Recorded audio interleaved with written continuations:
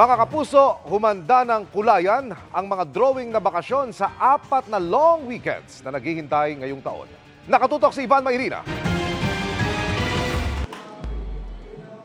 Sa pagpasok ng bagong taon, isa sa maagang pinaplano ng daycare teacher na si Zenaida ang kanyang travel goals. Matagal niyang pinag-iipunan ang kanilang biyahe magbabarkada, gaya ng bakasyon niya kasama ang mga katrabaho pa Cebu.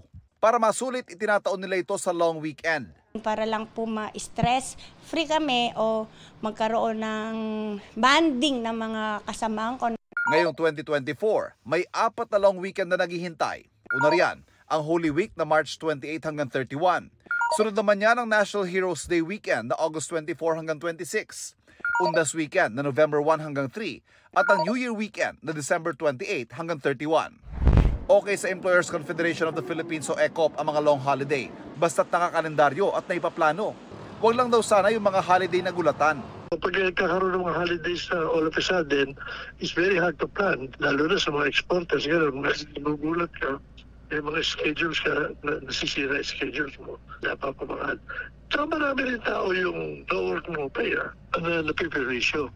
May mga holiday ring inililipat ng araw para mapahaba mga weekend sa ngalan ng tinatawag na holiday economics.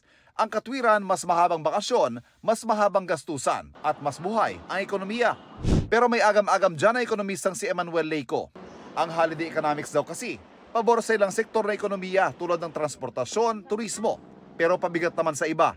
Productivity losses, I think, will have to be weighed against declaring holidays. You know? And I would rather na the purchasing power of the Filipinos are boosted, no? Kasi it follows pagka meron kang money to spend, you will go out and that will stimulate the economy.